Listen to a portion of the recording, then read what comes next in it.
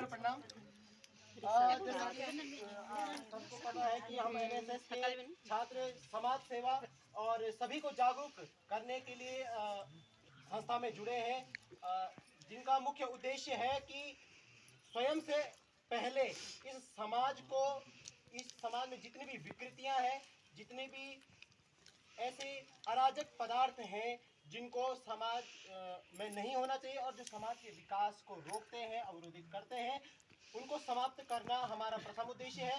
और सेवा करना, सेवा प्रदान करना, चाहे वो किसी भी हालत में हो, हम कैसे भी प्रदान करें, एक छोटी इकाई के रूप में ही भले सही, लेकिन सेवा प्रदान करना, ये हमारा प्रथम उद्देश्य है। आप उम्मीद है कि आप सभी अपने छोटे छोटे स्तर पर अपनी श्रम शक्ति दो चीजें होती है, एक होती है डिलीजेंसी हमारे हाथ पे होती है। हम कितना चीजों को अपना मानकर उनकी मदद करते हैं, उस चीज को देखते हैं, ये हमारे ऊपर है। तो हम सभी स्वयं सेवियों का यही कर्तव्य है कि लोगों को इस चीज के लिए जागरूक करना है। अब मैं डायरेक्ट मुद्दे पर आता हूँ। हमारा जो ये एनएसएस का मुख्य शिविर, विशेष शिविर जो 7 दिवसीय है, इसमें कुछ बिंदु मुख्य है जिन पर हम जगह जगह जाकर भी चर्चा कर रहे हैं। कुछ घरों में पहले भी जाकर हमने भी चर्चा की है। पहला इसमें मुख्य विषय है कि स्वच्छता। आजकल समाज में बहुत तरह की स्वच्छता कार्यक्रम हो रहे हैं, आप सभी भी देखते हैं, और कई बार हम फर्क पड़ता है। अब डायरेक्ट मैं इस चीज़ पे लूँगा कि हमको रास्ते में माना हमको कोई मिल गया, कोई कूड़ा मिल गया, तो क्या हम उसको उठाने की जरूरत करते हैं? नहीं, मैं ये नहीं कह रहा हूँ कि आप करें ना करें, लेकिन आप करते हैं। आप इतना स्वच्छता में सम्मिलित होने के बावजूद भी आप में वो अंदर से आवाज़ आनी चाहिए। क्या फ़ायदा है वरना उस दिखावे का, जिससे हम पे कोई फर्क ही नहीं पड़ना है। हम पे जब तक अंदर से आवाज नहीं आई कि ये चीज नहीं होनी चाहिए, हमने कोई कूड़ा देखा है और हमारे अंदर से वो आवाज आनी चाहिए कि हाँ नहीं, इससे स्वच्छता रुकेगी, अस्वच्छता फैलेगी, बीमारियां फैलेगी। तो ये अपने अंदर से आनी चाहिए, और इसके लिए हमें सबसे पहले सर्वप्रथम अपने समाज को, अपने आसपास, अपने घर से प्रारंभ करना है, स्वच्छता पर ध्यान देना है। दूसरा मेन मुद्दा आजकल बड़ा चर्चित है, मद्य निषेध, अर्थात अराजक पदार्थ, मादक पदार्थ, जो कि समाज में बड़ी ही तेजी से और बड़ी ही एक ये कह सकते भारत की आधी से ज़्यादा अर्थव्यवस्था इन अराजक पदार्थों पे टिकी हुई है। ये नहीं रहेंगे, जैसे उदाहरण ले सकते हैं, दारू है, सिगरेट है, दिलवाग है, ऐसी चीज़ें, तंबाकू है। तो एक तरह से ये अगर ये नहीं रहेंगी तो अर्थव्यवस्था इतनी हिल सकती है हमारे यहाँ की, इतना मतलब डिपेंड हो चुकी है, हमने इतना इनको अपना लिया है। तो ये कहाँ किस हद तक सही है ये सभी जानते हैं। मैंने देखा है मैं मतलब स्वयं के एक्सपीरियंस से देखा है कि कितना हानिकारक हो सकता है। जब स्वयं एक्सपीरियंस किया है कि कितना खतरनाक हो सकता है, तो डर लगता है। आप लोग जब ऐसी चीज़ें, मैं ये नहीं कह रहा हूँ कि आप लोग करते हैं नहीं करते, वो मैं नहीं जानता हूँ, लेकिन जो करते हैं उनको देख के ऐसा डर लगता है। अब मैं आप सभी जितने भी बड़े यहाँ पे हैं उनसे निवेदन करूँगा कि रास्ते में जैसे आप चल रहे हैं और कोई बच्चे दिखे आपको सिगरेट फूकते हुए, तंबाकू खाते हुए, तो उनको रोकना आपकी जिम्मेदारी है। कई बार हम मोड़ लेते हैं कि हमारा क्या जा रहा है, हमारे परिवार का नहीं। जब तक आपका बच्चे पे बात नहीं आती है तब तक आप लोग भी कुछ नहीं कहते। ये एक कड़वा सच है और सच है। लेकिन जब तक हम इस छोटी इकाई पे नहीं देखेंगे, मैंने अभी शुरू में कहा था कि सब चीज को अपना लेके चलो। अगर कोई चीज बिगड़ेगी तो उसका इनडायरेक्ट कहीं ना कहीं सब पूरा विश्व आपस में इंटरकनेक्ट है।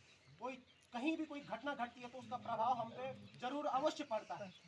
ये इस संसार से कोई अछूता नहीं है।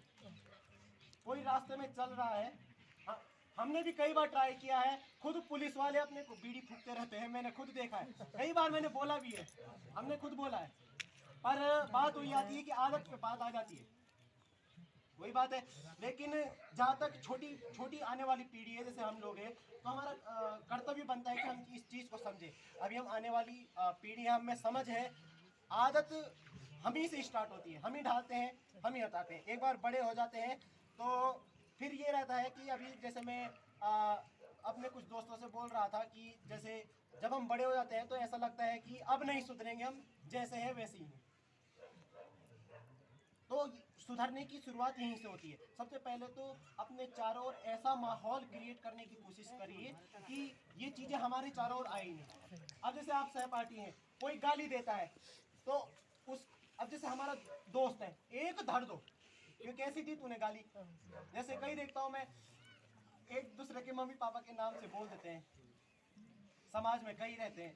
तो हम अवसर देते हैं, गलती हमारी रहती है कि हम अवसर देते हैं कि वो हमारे सम्मुख ऐसे कार्य करते हैं। इससे हमारा भी जो लेवल है वो डाउन हो जाता है। दूसरे के मन में हमारे लिए इज्जत और जो एक छाया होती है वो उस हिसाब से बन जाती है।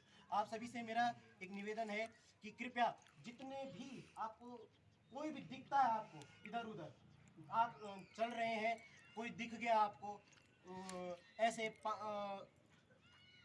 खाते हुए कुछ ऐसी जो चीज़ नहीं की जानी चाहिए, नहीं खानी चाहिए, तो आपको रोकना चाहिए। आपसे मेरा विनम्र निवेदन है और सभी भैयाओं की ओर से मैं आपसे निवेदन कर रहा हूँ, अवश्य रोकें, क्योंकि इसका इफेक्ट कहीं ना कहीं से आपके परिवार पे अवश्य पड़ेगा।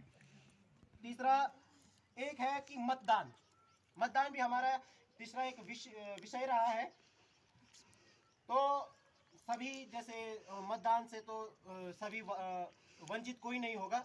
सभी जानते होंगे कि आज के समय में मतदान हमारे लिए हमारे देश के लिए कितना जरूरी हो गया है। एक एक मत हमारे देश की अर्थव्यवस्था और हमारे देश की जो गणतांत्रिक प्रणाली है उसको सुधारने में कितना बड़ा योगदान दे सकता है। जैसे एक आंटी जी बोल रही थी कि एक आदमी के वोट देने से क्या हो जाएगा।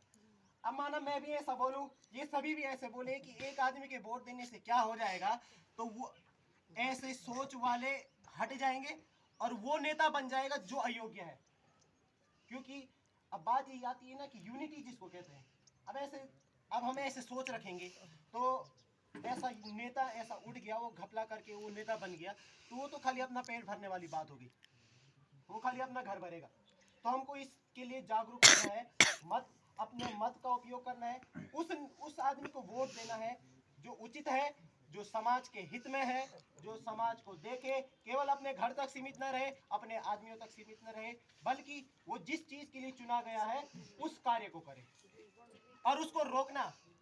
अगर ऐसा कोई अच्छा व्यक्ति भी समाज जैसे देख रहे हैं कि बड़ी टेढ़ी चाल में कलयुग है, तो कोई सीधी राह पे चलता हुआ व्यक्ति अगर हल्का सा भटक जाता है तो उसको पुनः उसकी राह पे लाना हमारा कर्तव्य है।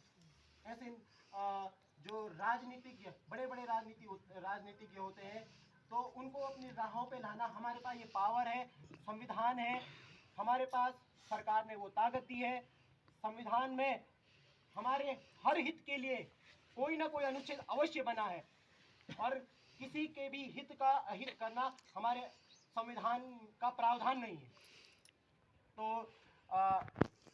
और एक चीज और कि कौन हमारा मतलब कौन खाली हम देख रहा है, कौन लोग। एक बात आ रही थी कि एक आईएएस ऑफिसर था, एक आईएएस ऑफिसर है, जहाँ तक याद है हमारे सर ने हमारे पास कहा था एक दिन कि बिहार में गया, तो बिहार में आईएएस ऑफिसर गया, मतलब ऐसे पांडाल लगा था, आयोजन करवाया होगा कुछ, तो वो गया, मंच पे गया, उसने एक चीज़ बोली कि बड़ी शर्मनाक चीज़ बोली कि हमारे माननीय प्रधानमंत्री जी ने स्वच्छता को मद्देनजर रखते हुए जो टॉयलेट बनाने का शौचालय बनवाने का हर क्षेत्र में एक आयोजन एक मुहिम चलाई थी। तो उसके प्रावधान पे उन्होंने बात छेड़ी, उन्होंने बोला कि आप सभी इतना सहायता करने के बावजूद भी आप अगर सहायता नहीं करते हैं सरकार की, तो अब यहाँ पे अब मुझे माफ़ कीजिए कि मैं थोड़ा वैसी बात है कि अपने घर की महिलाओं की नीलामी करा लीजिए। शर्मनाक बात है, एक आईएएस ऑफिसर, आईएएस लेवल का आदमी अगर ऐसी बात करता है तो ये बड़ी गलत है। तरीका सही है, हमारे भगवत पुराण में भी कहा गया है कि आप का लक्ष्य अच्छा है, लेकिन आप किस साधन से उस लक्ष्य की ओर यात्रा कर रहे हैं वो हम पे इफेक्ट करता है। तो आप किस हिसाब से उस अच्छाई को व्यक्त कर रहे हैं वो गलत है। तो वहीं पे उस आईएएस ऑफिसर को जूते पड़े। तो ये भी देखना है कि कौन सा नेता हमारे हित में है, कौन व्यवहार कुशल है, कौन समाज की बुराइयों को हटा रहा है, वो हमारे हाथ में है। हितों से वंचित ना रहे, लड़ना सीखें, क्योंकि शुरुआत हम ही से होती है। धन्यवाद। उपस्थित सभी भैया बहनों और अभिभावकगणों को मेरा नमस्कार। जैसा कि आप सभी को जानते हैं कि हमारा एक हफ्ते का शिविर लगा है सरस्वती शिशु मंदिर में, और हम भक्तराम सरस्वती विद्या मंदिर इंटर कॉलेज के छात्र एवं छात्राएं हैं। तो इस शिविर के अंतर्गत हमें कुछ निम्न बिंदुओं पर ध्यान रखने के लिए बताया जाता है, जैसे स्वच्छता हो गई, धूम्रपान निषेध हो गया, और कुछ निम्न बात जैसे मतदान ऋषभ भैया ने हमें बताया। और मेन आता है साक्षरता। साक्षरता मतलब कि हमारे इस शहर में कितने लोग पढ़े लिखे हैं। इसके अंतर्गत हमको एक कार्य दिया जाता है कि हमारे आसपास जितने भी वृद्ध महिलाएं हैं या पुरुष हैं, उन्हें हम उनका नाम लिखना सिखाएं, या फिर उन्हें सिखाएं कि जैसे आजकल की टेक्नोलॉजी में फ़ोन ऐड हो गया है तो उन्हें चलाना सिखाएं। तो इस पर भी हम लोग काम करने जा ही रहे थे, लेकिन हमें कोई मिला नहीं। तो हम लोग ऊपर गांव से आ रहे थे, तो हमें कुछ बातों का उन लोगों ने बताया कि ऐसी ऐसी समस्याएं आ रही हैं। तो पहला उन्होंने बताया कि हमने एप्लीकेशन डाली है नगर निगम में, तो रेलवे निर्माण के कार्य निर्माण के कारण उन लोगों के घर पे दरारें हैं। मुझे पता चला वहाँ से कि वहाँ पे 35 परिवार रहते हैं ऊपर गांव में। तो उन्होंने बताया कि हमारे घर के पे दरारें आ रही हैं, ऐसा वैसा। हमने उनकी एप्लीकेशन भी डाली थी नगर निगम में, तो वहाँ से कोई वो नहीं हुआ। दूसरा उन्होंने बताया कि हमने यहाँ नाली निर्माण का कार्य लगाया था। नाली निर्माण का कार्य लगाने के बावजूद उस नाली को तोड़ दिया गया बीच से। तो ये भी तो कानूनी अपराध के अंतर्गत ही आता है। जब सरकार कोई काम करा रही है और आप उसमें बाधा उत्पन्न कर रहे हैं, तो ये चीज़ सही नहीं है। तीसरा उन्होंने बताया हमें कि हमारे घर हैं, घर के किनारे उनकी रेलिंग्स नहीं लगी है, बच्चे कई बार गिर जाते हैं। इस चीज़ की अपील भी उन्होंने नगर निगम से की थी, लेकिन उस पर भी उन लोगों ने का कोई भी रिएक्शन नहीं था नगर पालिका के द्वारा। तो हम लोगों का कार्य है, एनएसएस स्वयंसेवी होने के नाते हम सभी का कार्य है समाज सेवा करना। हम बड़ी इकाइयों पर समाज सेवा नहीं कर सकते, ये तो हम सभी जानते हैं, लेकिन छोटी छोटी टुकड़ियों में अपने शहर में घूमकर हम लोग समाज सेवा कर सकते हैं, और ये पूरा कर्तव्य हम लोगों का है। अगर हम लोग अपना अपना कर्तव्य समझकर छोटी छोटी चीज़ों से शुरुआत करें, तो शायद हम लोग एक बड़े लेवल तक पहुंच सकते हैं। तो अंत में ज़्यादा ना कहते हुए बस आप सभी से यह है, जो हमारा कर्तव्य है अपने कर्तव्य को समझे और हमारे देश को साक्षर बनाएं।